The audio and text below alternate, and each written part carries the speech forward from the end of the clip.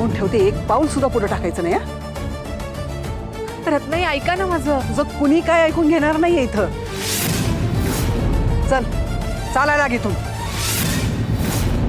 हाच वाटत नाही का ग तुला? आधी आमचं घर गेलत, आम्हाला सगळ्यांना पार रस्त्यावर आणलं तुम्ही, आणि आता आलेस हात पसरत इथे. त्यांना असं नाही करणार, हाताला धरून हाकलून द्या. असं काय बोलते अजित भाऊजी तुम्ही? असं नका ना करू माझ्या बरोबर. असं ऐकून तरी घ्या. काय ऐकून घ्यायचं ग तुझं? अगं तुमच्याकडे बघण्याची सुद्धा लाज वाटते मला. थांबायचं नाही तर चल चालायला. तुम्हाला आमच्या घरात काही जागा नाही, चला चालत्या वाळूतून. सर, आपण त्यांचं म्हणणं ऐकून तरी घेऊया. काही गरज नाहीये.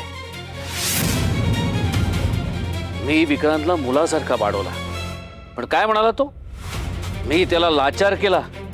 तुमच्यात इतकासाही आपलेपणा नाहीये, आदर नाहीये कोणाबद्दल. आमच्या जीवावर उठलात. तुझी हिंमत कशी झाली इकडे यायची? माझी गरजच तशी आहे.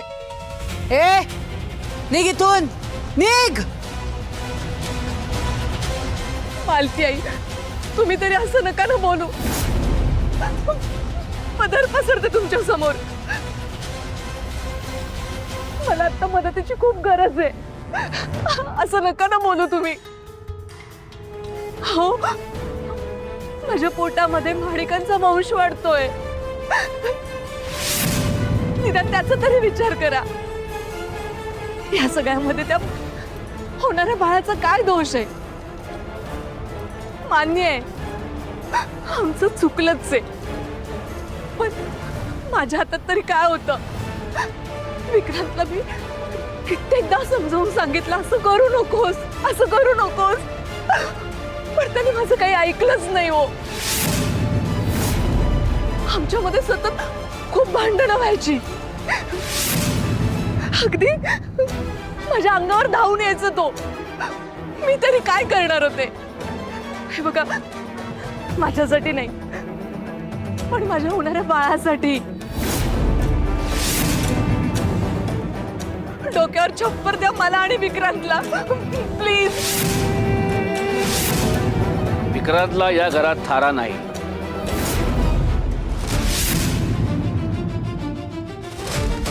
बरोबर आहे आबांचं म्हणणं. विक्रांतला अजिबात या घरात घेणार नाही आहोत.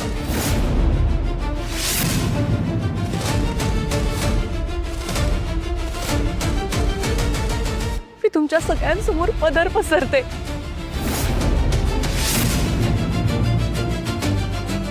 मला तरी या घरामध्ये आसरा द्या. ते आता शक्य नाहीये. किती निर्लज्ज आहेस का तू? तुला या घरात पाऊलही ठेवू देणार नाहीये. मी काय म्हणते, आणि या गोष्टीवर अजिबात डिस्कशन होणार नाहीये. या लोकांना परत घरात घेण्यात काहीच पॉइंट नाहीये ग. इंद्रा भाऊजी, अहो माझ्या पोटात जीव नसताना तर मी इथे कधीच आले नसते. हे काय म्हणते? हिचं काही सुद्धा ऐकून घेऊ नका. नाही, अहो आपण ऐकून तरी घेऊया ना. अशा दोन जीवांच्या आहेत त्या. या अवस्थेत त्यांना आपण असं रस्त्यावर टाकून देऊ शकतो का? आबा, मला असं वाटतंय की तुम्ही येऊ द्या उर्मिला त्यांना घरात. राणी अगं पण हो, त्यांची अवस्था तरी बघा, आपण समजून घेऊ शकतो ना. I am sorry, I am an outsider, but seriously Rani, हिने आणि हिच्या नवऱ्याने किती त्रास दिलाय तुम्हाला. तरी तुला आय डोंट थिंक सो. हो, हे बघा, त्या चुकल्यात हे मान्य आहे मला. त्यांच्या चुका आपण विसरून जाऊ, त्यांना माफ करू असं मी अजिबातच म्हणत नाही. त्यांच्या चुकांवर पांघरून सुद्धा घालत नाही, पण त्या अशा वागल्या म्हणून आपण माणुसकी दाखवायची नाही का?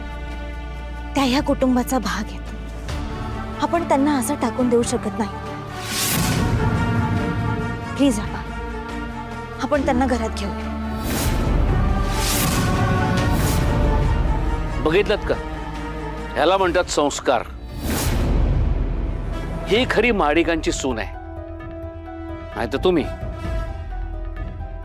आज राणी म्हणते म्हणून तुम्हाला एक संधी देतो.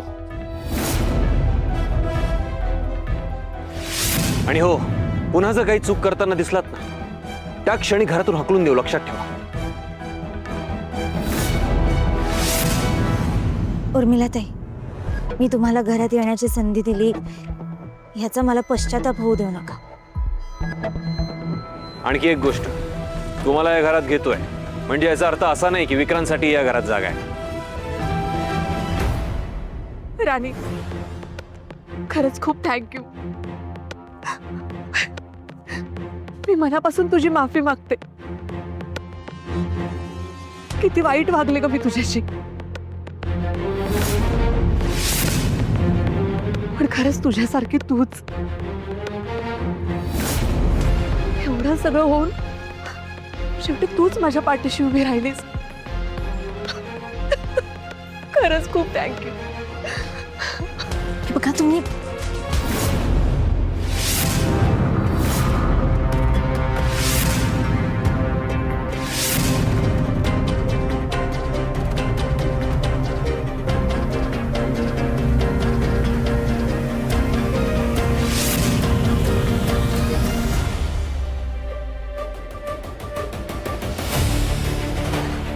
चला या घरात. थँक्यू राणी. या.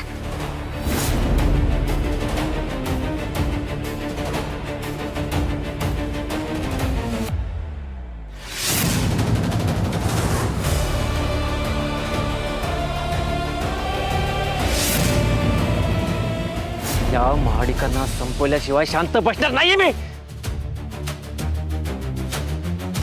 हे बघ उर्मिला, मला त्या घरात घेणार नाहीत, पण तू घरात जा.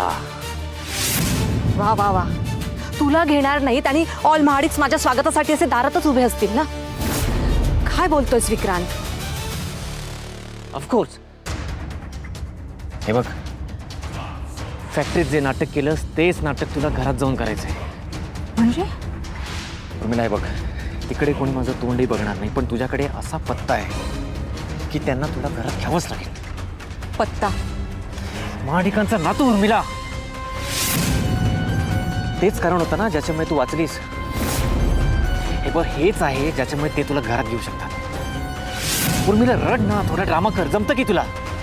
ऐक, माझं हे सगळं केलंस तर ते तुला नक्की घरात घेते. हो विक्रांत, पण अरे मी एकटी त्या घरात जाऊन काय करणार आहे? हे बघ, आपल्याला 15 कोटी मिळालेत ना, मग आता आपण जाऊयात ना जापानला. तिथे जाऊन असे सेटल होऊयात. मुर्देत ते महाडिक. आपल्या मनासारखं झालंय ना सगळं. मग हो, आपल्या मनासारखं जरी झालं असेल तरी तसा फायदा मला नकोय. म्हणजे मला त्यांना संपवायचं होतं.